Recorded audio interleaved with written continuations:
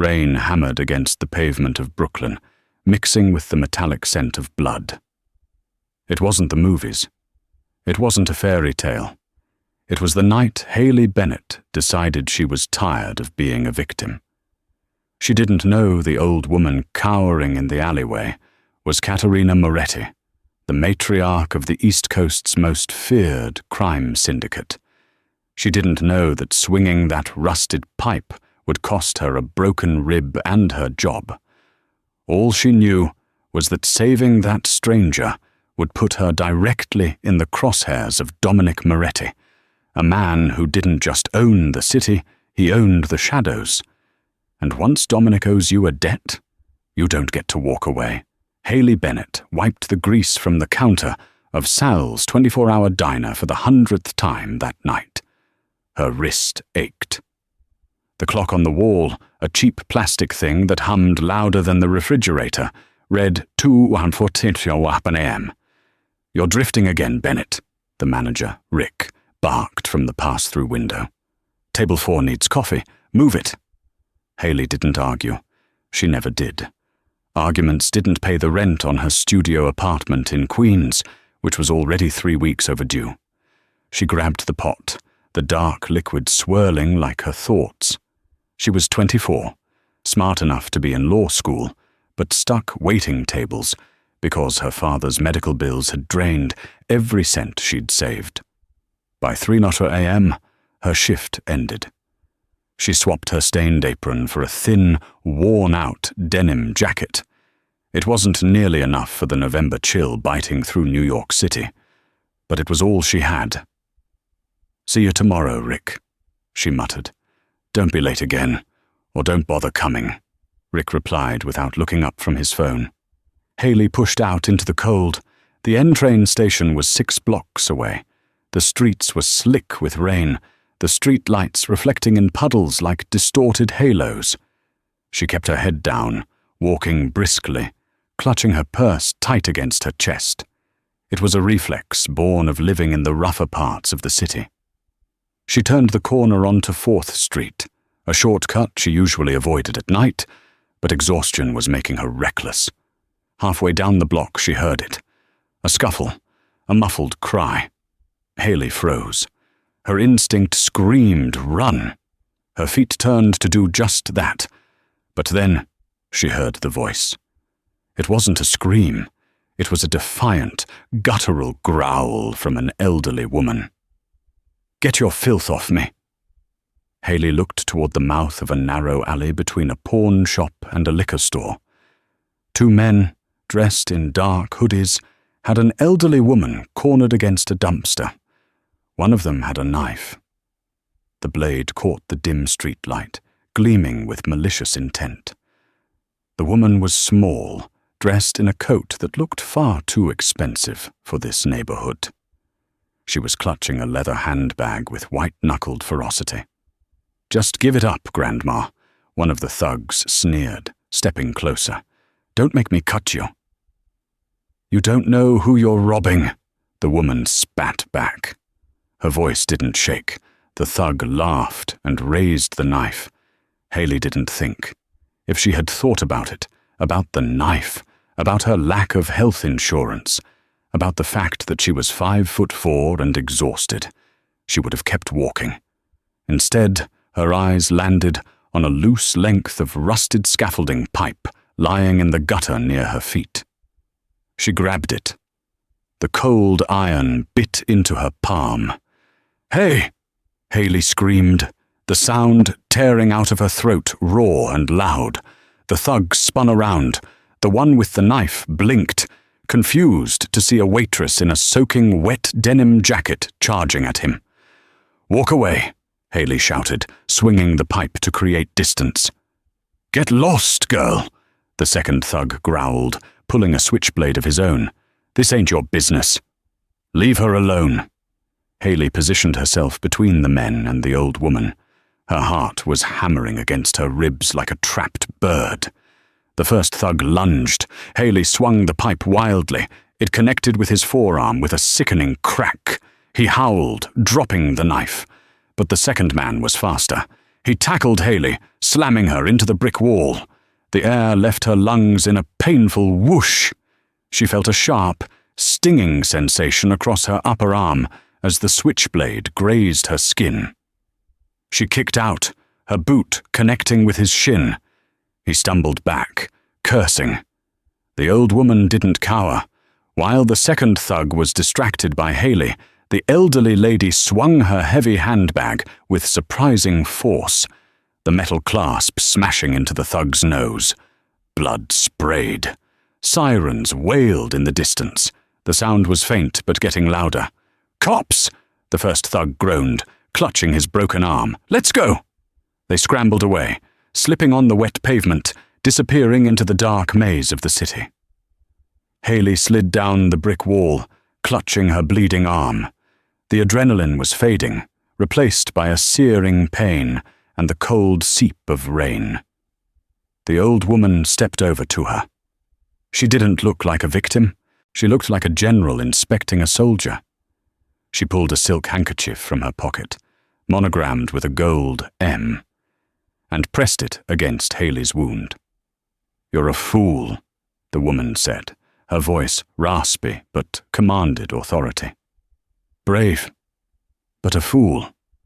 "You're welcome." Haley winced, teeth chattering. The woman's eyes, sharp and dark like obsidian, softened slightly. "I am Katerina. What is your name, child?" "Haley. Haley Bennett."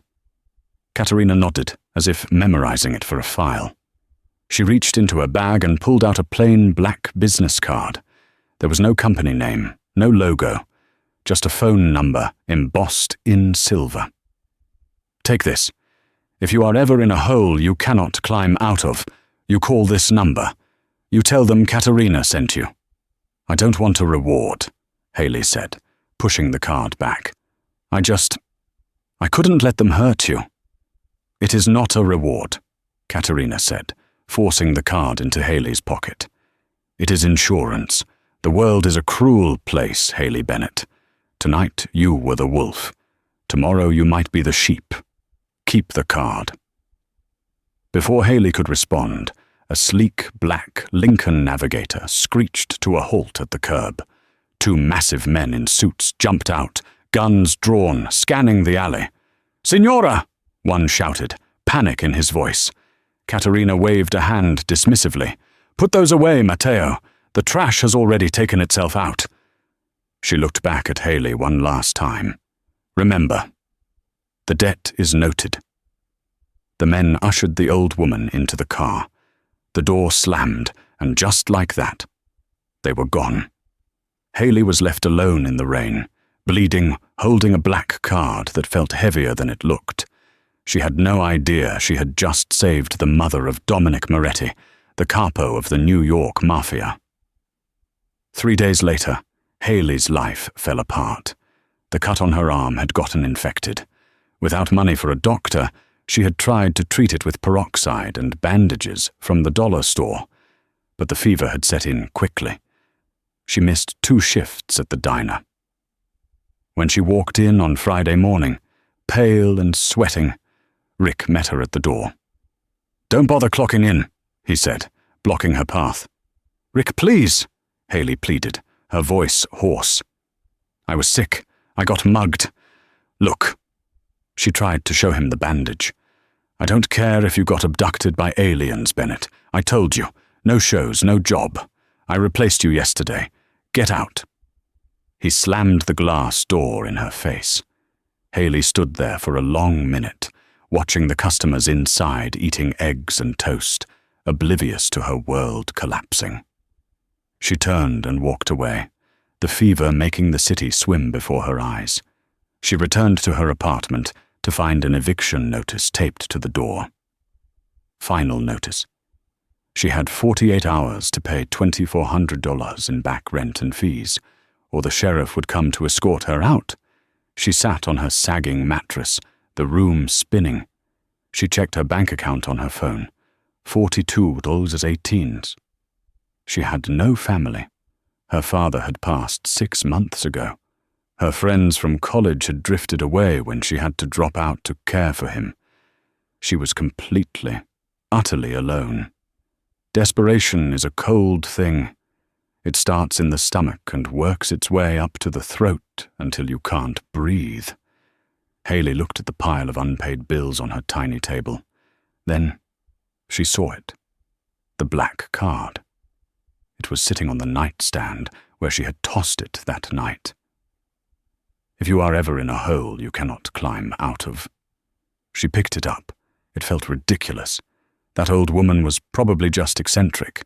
Maybe the wife of some wealthy banker. What could she do? Give Haley a loan? A job cleaning her house? Haley's hand shook as she dialed the number. It rang once. Moretti Residence. A deep male voice answered. It wasn't friendly. It sounded like a security checkpoint. Hello, Haley stammered. My name is Haley Bennett. I met a woman named Katerina a few nights ago. She gave me this number. Silence. The line was dead quiet for 10 seconds. Where are you? The voice asked. I'm at my apartment, in Queens. Address. It wasn't a question, it was a command. Haley gave it to him, feeling a sudden surge of fear. Look, if this is a mistake, stay put. A car will be there in 30 minutes. The line clicked dead.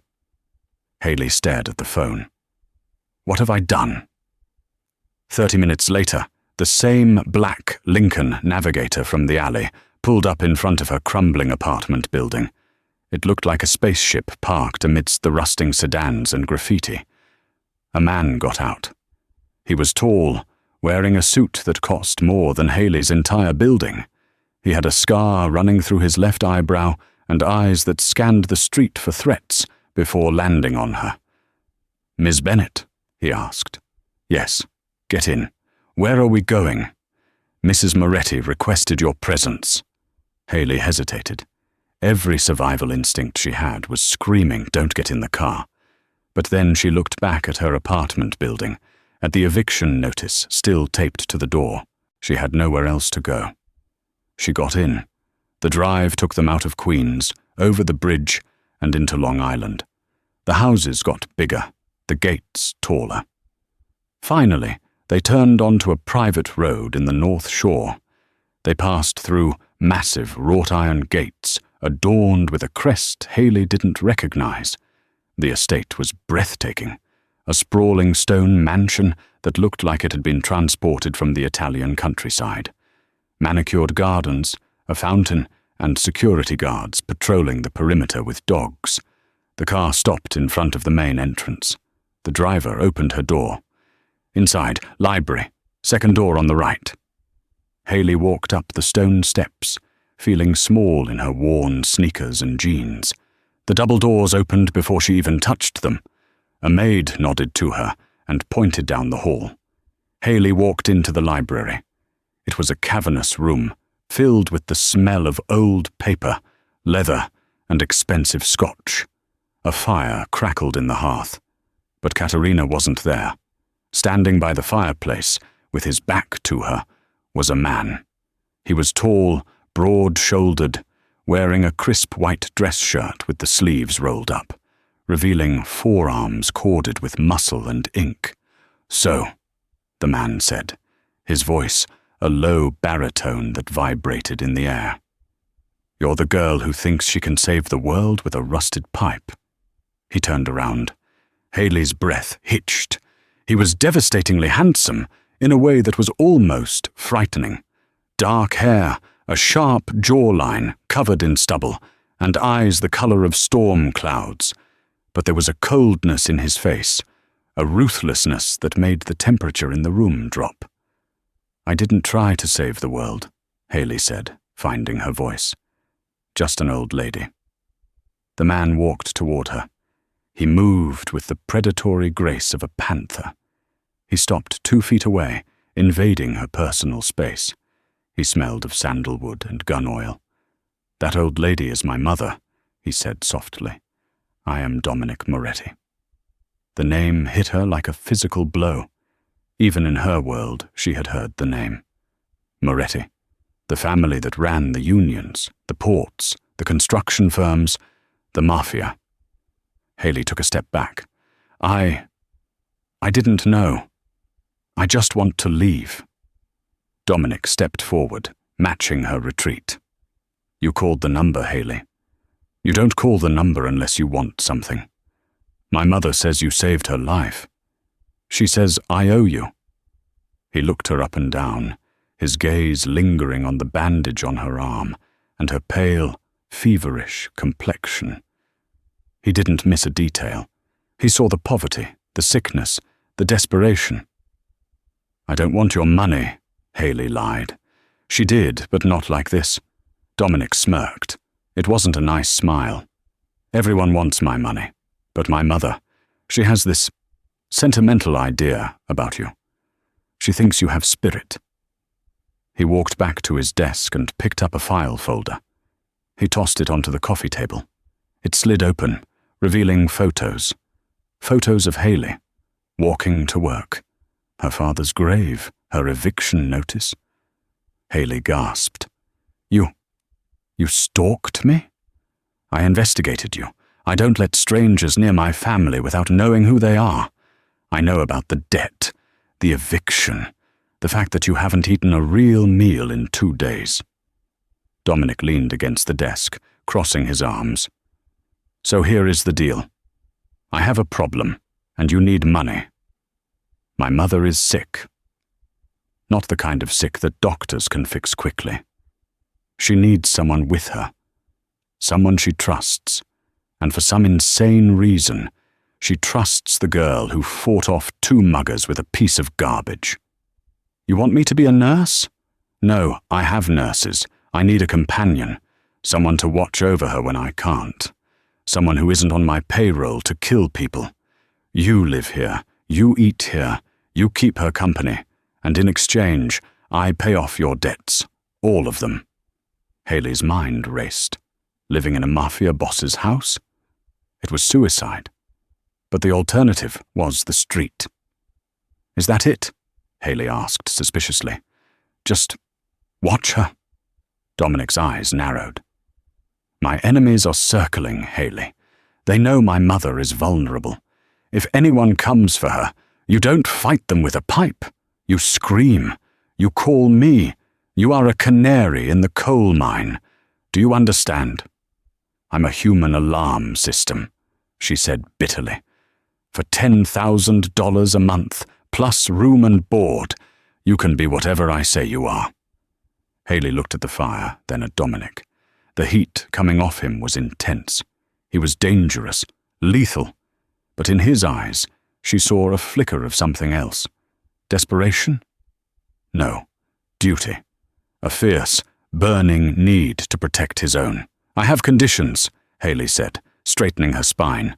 Dominic raised an eyebrow, amused. Conditions? You are homeless, Ms. Bennett. But go on. Entertain me. I'm not a servant. I don't wear a uniform. And if I feel unsafe, I leave. No questions asked. Dominic stared at her for a long moment. Then he extended his hand.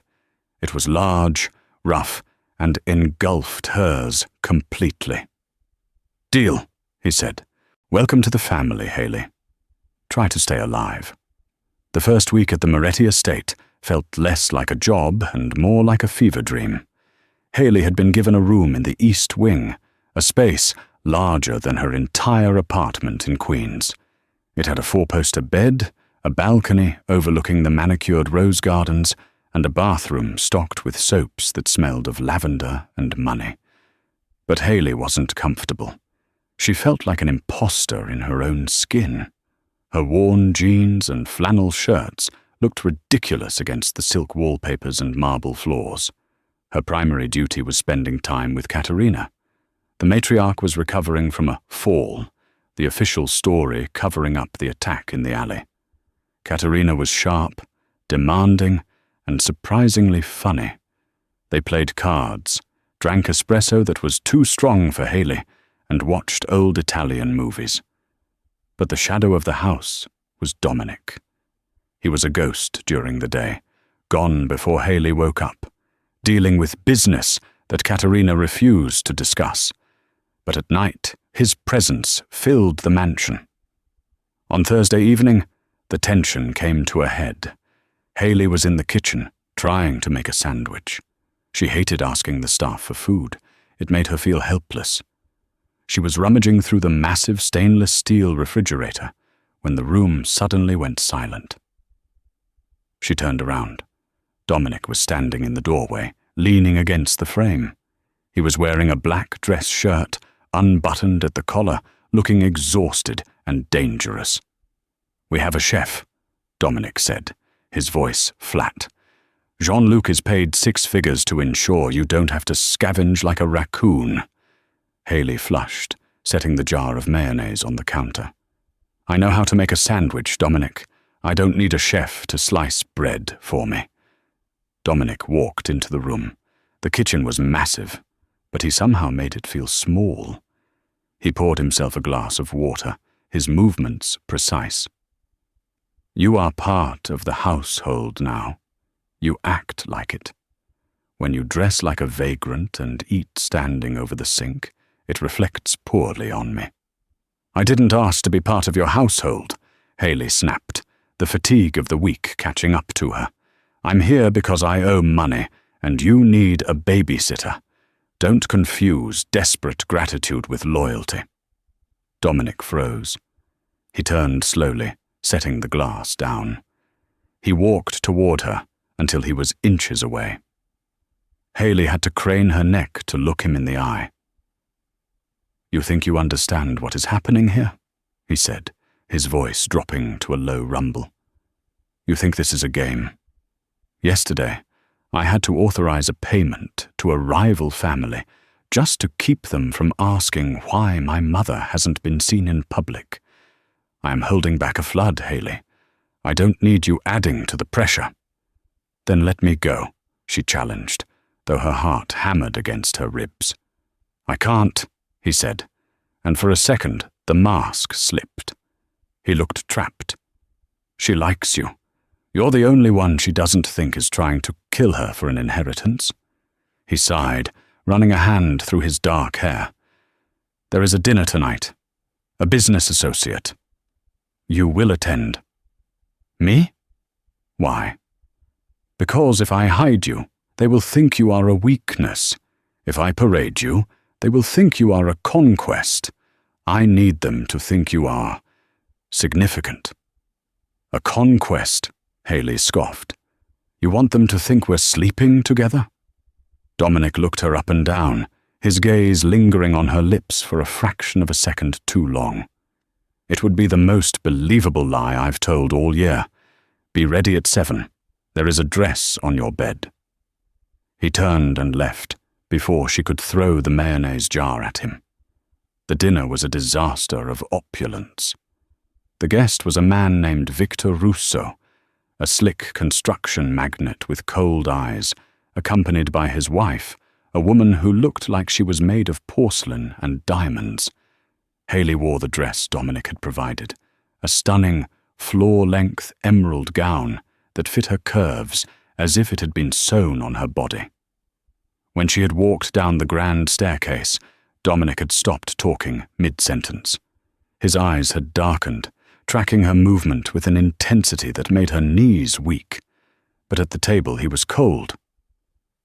"So, Haley," Victor said, cutting into his steak. "Dominic tells me you're from Queens. What does your father do?" "He passed away recently," Haley said quietly. "He was a mechanic." Victor's wife smirked behind her wine glass. "How quaint. A mechanic. And now you're living here. It's quite a vertical move, isn't it, dear?" The implication was clear. Haley was a gold digger. Haley gripped her fork. She looked at Dominic, expecting him to defend her. He was swirling his wine, looking bored. "It wasn't a move I planned," Haley said, her voice steady. "I saved Dominic's mother from a mugging. I'm here to ensure she recovers comfortably." Victor laughed, a harsh, barking sound. "You? Saved the Iron Widow? With what? A nail file?" "A lead pipe," Haley said, her eyes flashing. "And if you'd like a demonstration on how much force it takes to break a radial bone, keep talking." Silence descended on the table. The air was sucked out of the room. Victor's smile vanished. His wife looked scandalized. Dominic slowly set his glass down. He didn't look angry. He looked delighted. A small, genuine smirk tugged at the corner of his mouth. "She has a temper," Dominic drawled, looking at Victor. "I find it refreshing. Most people in our circle are too busy stabbing backs to be honest to your face. Hayley prefers a direct approach." He reached out and covered Hayley's hand with his own. His skin was warm, his thumb brushing over her knuckles. It was a performance for Victor, she knew that, but the electricity that shot up her arm was real. "We are done here," Dominic said, standing up. "Victor, the contract will be sent in the morning. Don't insult my guest again." As Victor and his wife were ushered out by security, Dominic turned to Hayley. The hall was empty. "You threatened a man who controls half the concrete in Manhattan," Dominic said. "He was a jerk." "He was," Dominic agreed. He stepped closer. The anger from the kitchen was gone, replaced by a strange, magnetic tension. "You looked beautiful tonight, Hayley. Dangerous. It suits you." He reached out, his fingers grazing her cheek, tucking a loose strand of hair behind her ear. For a moment, Hayley thought he was going to kiss her. Her breath hitched. She wanted him to. God help her. She wanted this dangerous, infuriating man to kiss her. But he pulled back, the mask slamming back into place.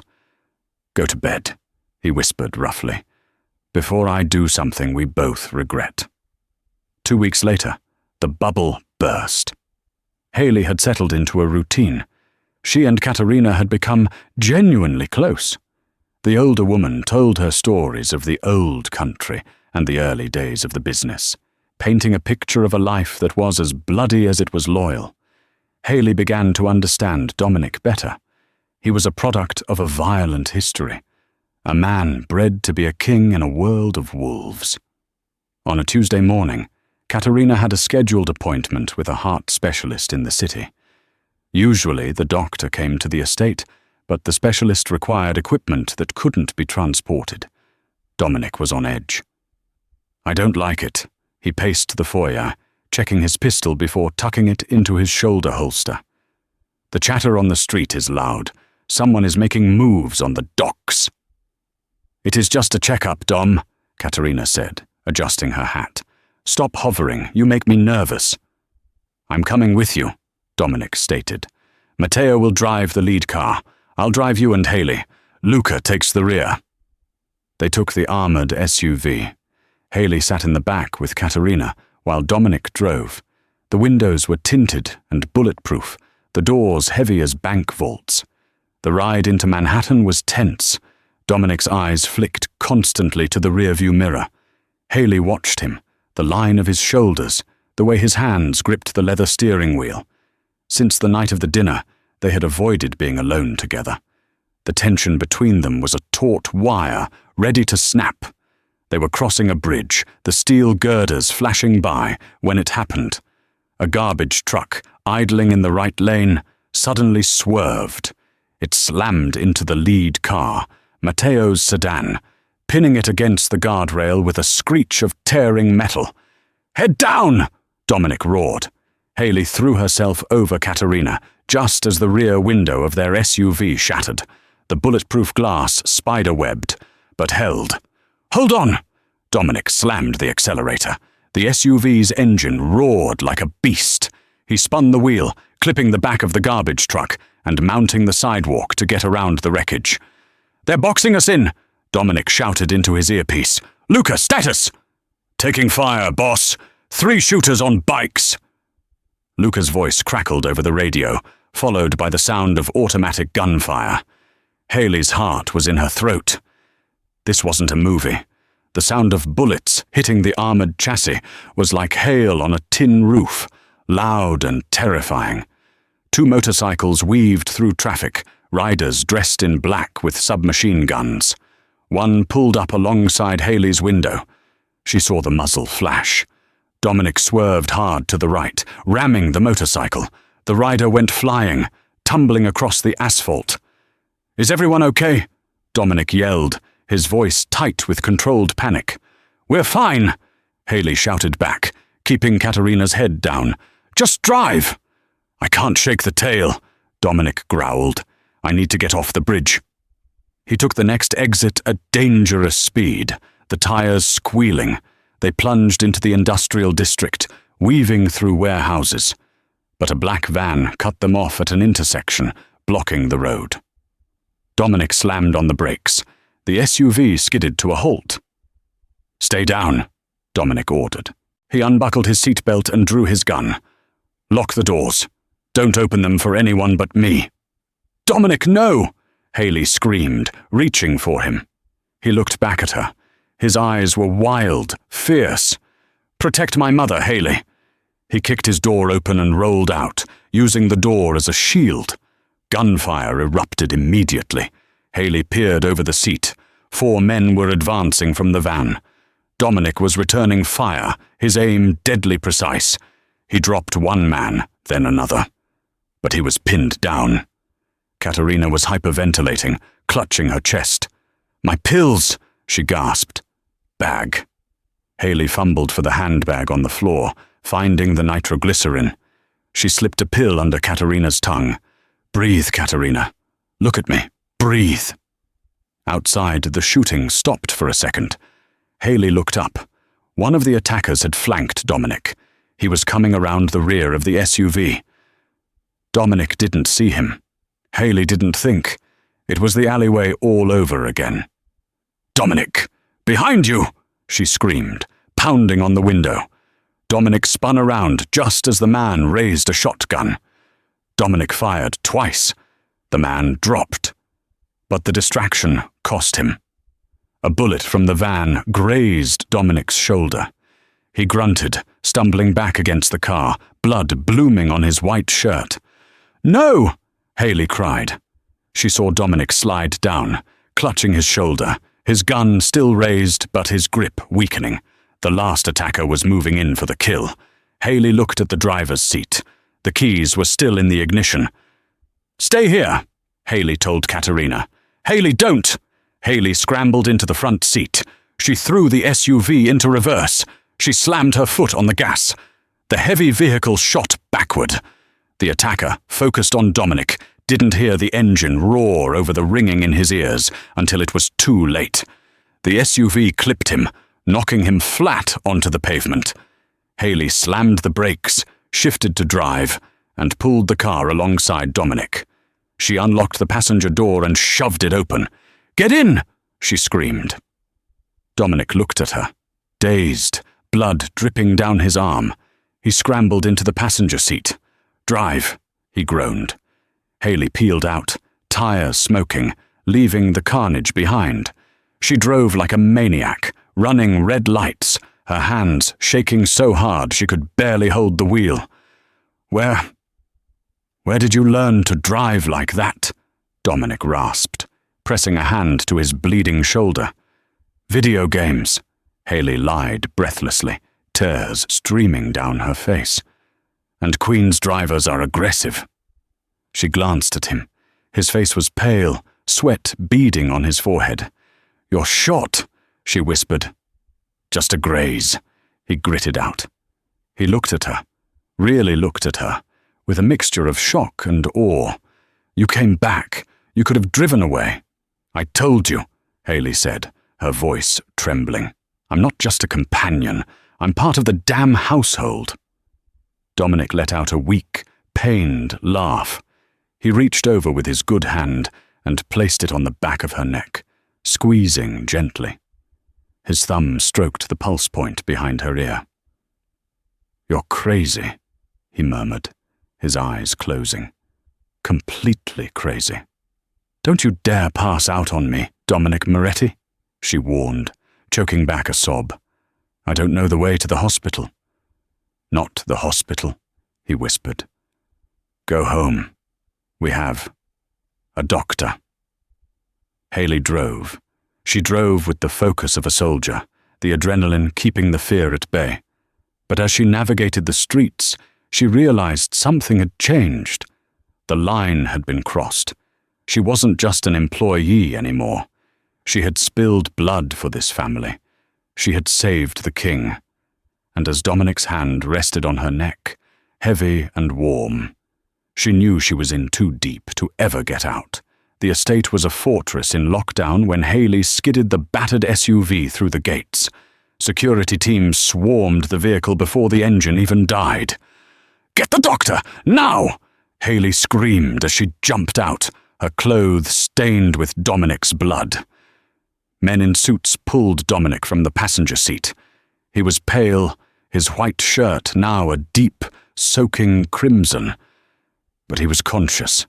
He shrugged off the help, standing on his own swaying legs. "I can walk," he growled, though his voice was thin. He locked eyes with Haley over the roof of the car. "Get her inside. Secure my mother." Haley watched as they practically carried him toward the house. Her hands were shaking so violently she couldn't unclench them from fists. An hour later, the house was silent. The frantic energy had settled into a heavy, suffocating dread. Katerina had been sedated and put to bed. Haley, having showered and scrubbed the dried blood from her skin until she was raw, sat in the hallway outside Dominic's bedroom. The door opened. An older man with graying hair and a weary face stepped out. This was Dr. Silas, the family's private physician. "He's asking for you," Silas said, wiping his glasses. "How is he?" "Lucky. The bullet passed through the deltoid muscle. It missed the bone and the artery. He'll need rest, which he won't take, and painkillers which he refuses to eat. Maybe you can talk sense into him." Haley stood up, smoothing her fresh, oversized t-shirt. She took a deep breath and pushed the door open. The room was dim, lit only by a lamp on the bedside table. Dominic was sitting on the edge of the bed, shirtless. His left shoulder was heavily bandaged, the white gauze stark against his tanned skin. His chest was a road map of scars, old knife wounds, bullet grazes, the history of a violent life written in flesh. He held a tumbler of amber liquid in his right hand. "Whiskey isn't an antibiotic, Dominic," Haley said softly, closing the door. Dominic looked up. His eyes were dark, clouded with pain, but burning with that same intensity that always made her breath catch. "It kills the pain better than the pills," he rasped. "Come here." Haley walked over. She stopped a few feet away, suddenly shy. Without the chaos of the gunfight, the intimacy of the bedroom felt dangerous in a different way. "You saved us," Dominic said. He took a sip of the whiskey, his eyes never leaving her face. "My men. They are calling you the Angel of Death now, driving backward into a gunman. It was reckless." "It worked," Haley countered. She reached out and took the glass from his hand. "And you've had enough." Dominic didn't fight her. He let her take the glass, his hand lingering on her wrist. He pulled her closer, his grip firm despite his injury. Haley stumbled, falling between his spread knees. "Why didn't you run?" Dominic asked, his voice dropping to a whisper. "When the shooting started, you had the car. You could have left us to die and been halfway to Jersey by now." "I don't abandon people," Haley said, her voice trembling. "And I couldn't leave you." Dominic stared at her, searching for a lie and finding none. He let out a ragged breath and leaned his forehead against her stomach. For a moment, the ruthless Mafia Don was gone. There was just a man, exhausted and hurting. "You are a fool," he murmured into her shirt. "You have no idea what you've done. You've painted a target on your back. As long as you are with me, you are hunted." Haley hesitantly raised her hand, threading her fingers through his dark, thick hair. "Then I guess you'll have to protect me." Dominic's head snapped up. The vulnerability vanished, replaced by a fierce, possessive hunger. "I will," he vowed. "I will burn this city to ash before I let anyone touch you." He reached up, cupping her face with his good hand. His thumb traced her lower lip. The air in the room grew heavy, charged with electricity. "Haley," he groaned. He kissed her. It wasn't a gentle kiss. It tasted of whiskey and desperation. It was a claiming. Haley gasped, her hands clutching his bare shoulders, careful of the bandage. Dominic pulled her closer, burying his face in her neck, inhaling her scent, as if it were the only thing keeping him anchored to the earth. For a minute, the world outside, the gunman, the debts, the danger, ceased to exist. There was only the heat of his skin and the pounding of her heart. Dominic pulled back, breathing hard. His forehead rested against hers. "Stay," he whispered. "Not in your room. Here, tonight." "I'll stay," Haley whispered back. She climbed into the massive bed beside him, careful not to jostle his arm. Dominic lay back, pulling her against his good side. He didn't try to do anything more. He just held her, his arm draped over her waist like a steel band. As Haley drifted off to sleep, listening to the steady rhythm of his heart, she realized she was no longer just paying off a debt. She had fallen in love with the devil. The morning sun didn't bring warmth. It brought a cold, harsh clarity. Haley woke up alone. The spot beside her was cold.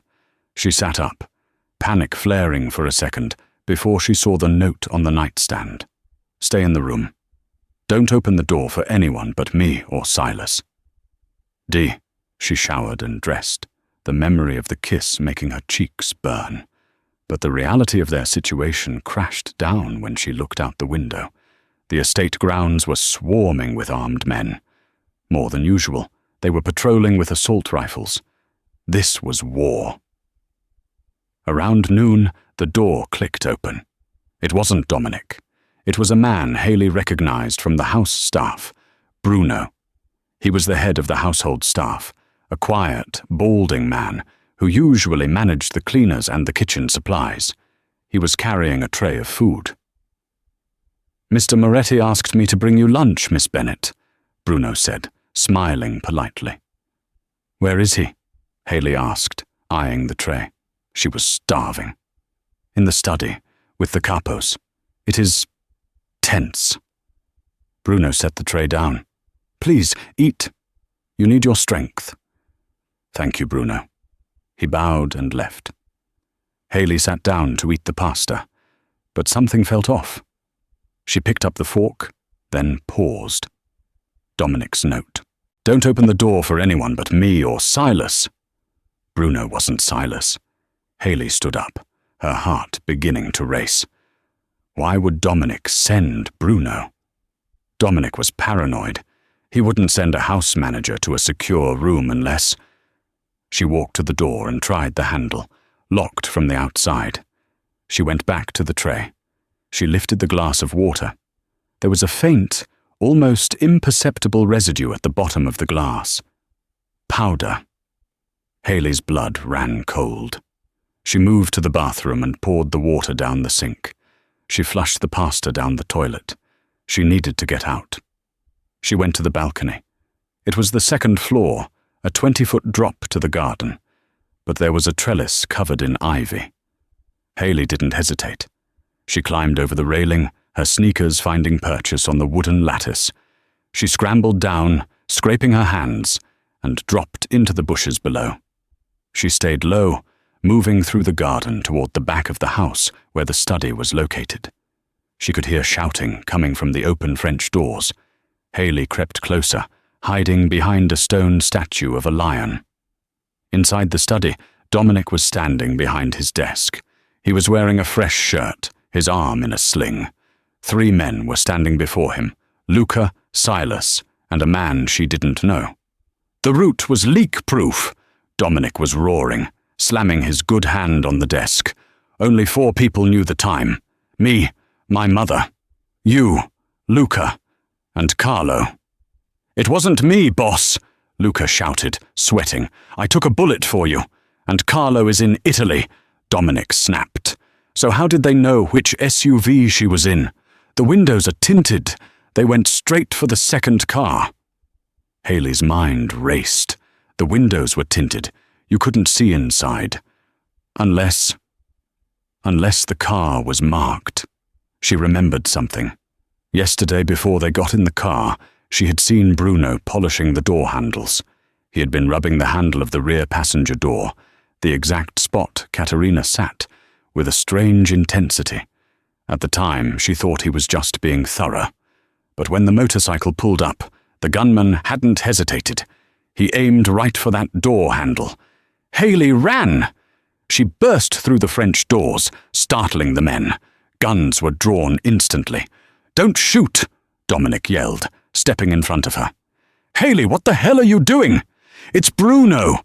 Haley gasped, breathless. "It's Bruno!" Dominic frowned. "The house manager. Haley, you're not making sense." "The car!" Haley pointed toward the garages. "He marked it. Yesterday. I saw him polishing the handle of the rear door. Just that one. He must have used UV paint or something reflective that only the bikers could see with their visors." Dominic went still. The air in the room dropped 10 degrees. "And," Haley added, her voice shaking, "he just tried to drug me. He brought me lunch. You told me not to open the door, but he had a key."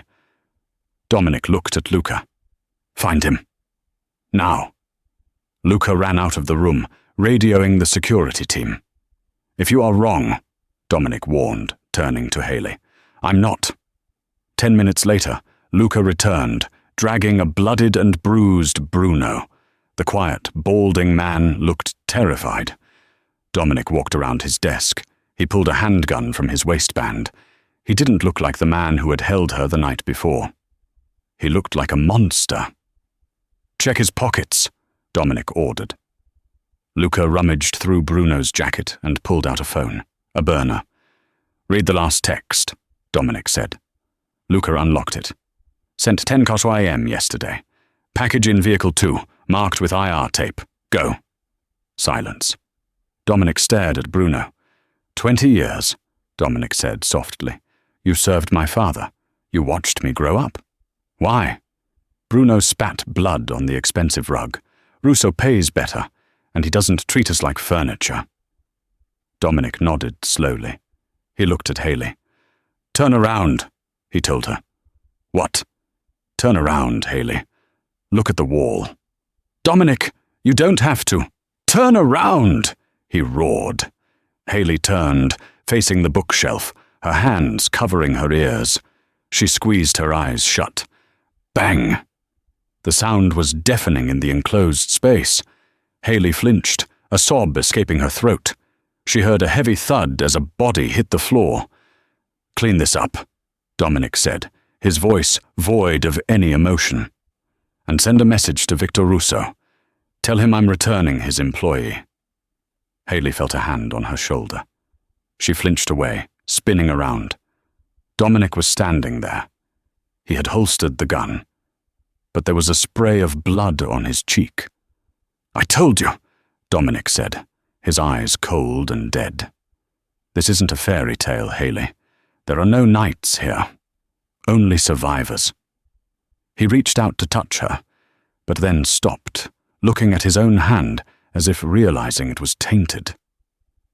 "Go to your room," he commanded, "for real this time. We are going to war." Haley looked at the body of the man who had brought her lunch, then at the man she had kissed. She realized then that saving Dominic hadn't been the end of the story. It was just the beginning of the nightmare. The war with the Russo family lasted exactly 11 days. In the newspapers, it was reported as a series of unfortunate gas leaks, construction accidents, and gang-related shootings. Inside the walls of the Moretti estate, it was a strategic dismantling of an empire. Haley didn't hide in her room anymore. She couldn't. The moment Dominic had pulled the trigger on Bruno, the old Haley, the waitress who worried about rent and smiled at rude customers, had died. In her place was a woman who wore black silk, walked with her head high, and sat in on strategy meetings, pouring whiskey for men who killed for a living. She wasn't a soldier, but she was something else. She was the anchor. When Dominic came back at 3 a.m., smelling of smoke and cordite, shaking from the adrenaline of survival, she was the one who washed the blood from his hands. She was the only one who could look him in the eye without fear. On the 12th day, Victor Russo waved the white flag. He demanded a parley, a peace meeting at a neutral location, an abandoned shipyard in the Brooklyn Navy Yard. "It's a trap," Katerina said, sipping her tea in the morning room. She looked stronger now, the color back in her cheeks. "Of course it's a trap," Dominic replied, adjusting his cufflinks. He was wearing a three-piece suit, armor for the modern king. "But Russo is desperate. His men are defecting. His money is frozen. He wants to cut off the head of the snake to save himself." He turned to Haley. "You are staying here." Haley stood up. She was wearing a sharp, tailored black coat over a deep red dress. She looked every inch the mafia wife, though she wore no ring. "I'm coming with you," she said. Dominic's eyes narrowed. "Absolutely not. This ends tonight. It will be ugly." "Russo insulted me," Haley said, her voice cool and steady. "He called me a weakness. If I stay home, I prove him right. If I stand beside you, I prove that I am not afraid. That we are not afraid." Dominic stared at her. The silence stretched, heavy and thick. He saw the steel in her spine, the fire that he had ignited that night in the alley. "If a single bullet flies," Dominic said, low and dangerous, "you get behind me. You do not be a hero. You stay alive. That is an order." "Understood," Haley nodded. The drive to the shipyard was a funeral procession of black SUVs. Rain lashed against the windows, setting the stage for the final act. When they arrived, the warehouse was a cavern of rusted metal and shadows. Victor Russo was waiting in the center of the vast space, flanked by 6 armed guards. He looked tired, his arrogance chipped away by weeks of losing. Dominic walked in, flanked by Luca and Matteo. Haley walked half a step behind him, her face a mask of calm, though her heart was hammering a frantic rhythm against her ribs. "Dominic!" Russo sneered, his voice echoing. "And the waitress, how touching." "You asked for a meeting, Victor," Dominic said, stopping 10 yards away. "Talk." "I want a truce," Russo said, spreading his hands. "We stop the bleeding. I give you the waterfront contracts. You leave me the construction unions. We go back to business." Dominic laughed. It was a cold, humorless sound. "You tried to kill my mother. You tried to kill me. You planted a rat in my house. There is no business, Victor. There is only restitution." Russo's face twisted. "You think you've won? You think because you have the girl, you're untouchable? You're soft, Moretti. Your father would be ashamed." Russo raised his hand. It was a signal. From the catwalks above, shadows moved. Snipers. "Dominic!" Haley screamed, pointing up. But Dominic didn't flinch. He didn't even look up. "Do it," Dominic said, calmly. Suddenly, the shadows on the catwalks fell, not by Russo's men, but by Dominic's. Muffled shots from silenced pistols, foot, echoed through the warehouse. The bodies of Russo's hidden snipers tumbled from the rafters, crashing onto the concrete floor with sickening thuds. Russo's eyes went wide. He looked around in panic. "You think I would walk into a room with you without owning the building first?" Dominic stepped forward. "I bought your security team an hour ago, Victor. Everyone has a price. Yours was just lower than mine." Russo's guards lowered their weapons, stepping away from their boss. They had been paid off too. Russo was alone. He snarled, a cornered rat, and pulled a snub-nose revolver from his coat pocket. He didn't aim at Dominic. He aimed at Haley. "If I go, I take the bitch!" Russo screamed. Time seemed to slow down. Dominic lunged, but he was too far away. Haley didn't scream. She didn't cower. She remembered the alleyway. She remembered the pipe. She remembered that in this world, hesitation was death. She threw her heavy leather clutch bag. It wasn't a pipe, but her aim was true. It struck Russo square in the face, the metal clasp gouging his eye. Russo flinched, his shot going wide, sparking off the concrete floor. Before he could recover, Dominic was on him. It wasn't a fight. It was an execution. Dominic disarmed him with a bone-breaking twist of the wrist, kicked him to his knees, and placed the barrel of his gun against Russo's forehead. "For my mother," Dominic whispered. Bang! The echo of the shot rang in Haley's ears long after the body had slumped to the floor. Silence returned to the warehouse. Dominic stood over his enemy, his chest heaving. He slowly holstered his gun and turned to Haley. He looked for fear in her eyes. He looked for revulsion. He expected her to run, to scream, to finally break under the weight of the violence. Instead, Haley walked over to him. She reached out and straightened his tie, her hands steady. "Is it over?" she asked softly. Dominic covered her hands with his, pulling them to his lips. He kissed her knuckles, his eyes burning with a devotion that bordered on worship. "The war is over," he said. "But our life, it is just starting." They walked out of the warehouse together, leaving the body for the cleaners.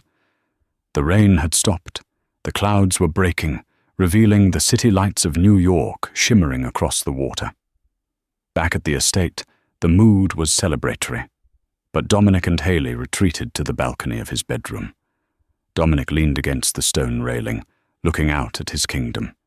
He turned to Haley, who was watching him. "You can leave," he said suddenly. Haley blinked. "What?" "The debt is paid," Dominic said. "More than paid. You saved my mother. You saved me. You helped end the war. I have transferred $5 million into an account in your name. You can go anywhere. Paris, Tokyo. You can go to law school. You can be free of this darkness." Haley looked at him. She saw the pain in his eyes. He was giving her an out, a chance to be innocent again. He was trying to be noble, to protect her from himself. She walked over to him. She took the lapels of his jacket and pulled him down until their foreheads touched. "You still don't get it, do you?" Haley whispered. "I was drowning before I met you. I was invisible. You didn't just give me money, Dominic. You gave me a life. You gave me a family." She reached into her pocket and pulled out the black business card Katerina had given her that first night. The edges were worn now. "Your mother told me that if I was ever in a hole I couldn't climb out of, to call this number," Haley said. "I'm not in a hole anymore. I'm exactly where I belong." She tore the card in half and let the pieces flutter down into the garden. "I don't need the card," she said. "I have the man." Dominic let out a shuddering breath, a sound of pure relief. He wrapped his arms around her, lifting her off her feet, crushing her against him. "Then you are mine," he vowed, his voice fierce. "Forever, no more debts, just us." "Just us," Haley agreed, kissing him as the first light of dawn broke over the horizon. The poor waitress from Queens was gone. In her place stood the queen of the New York underworld, and God help anyone who tried to touch her king. Wow, I still have chills. What a journey for Haley, right? From working double shifts at a diner to running the underworld with Dominic Moretti. It really makes you wonder. Was she always meant for that life? Or did the circumstances create the monster? I want to know what you think. Did Dominic do the right thing by letting her stay?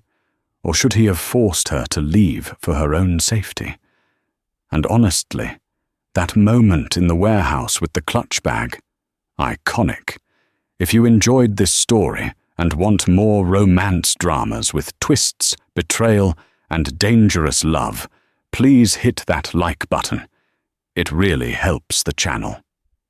Don't forget to subscribe and ring the bell so you never miss a part. I've got a new story coming next week about a billionaire CEO who fakes his own death, and trust me, you do not want to miss the twist in that one. Thanks for watching, and I'll see you in the next video.